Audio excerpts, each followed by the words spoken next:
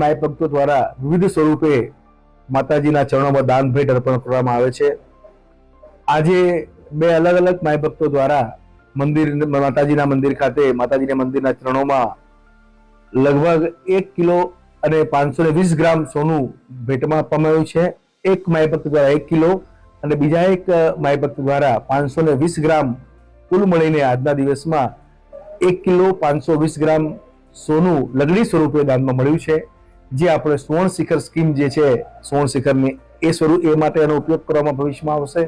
અને આ સોનાની અંદાજિત કિંમત હાલના ભાવ પ્રમાણે મારી દ્રષ્ટિએ 1.21 કરોડ રૂપિયા એટલે 1 કરોડ 21 લાખ જેટલી થાય છે। માં જગદંબા માય ભક્તોની મનોકામના પૂર્ણ કરે।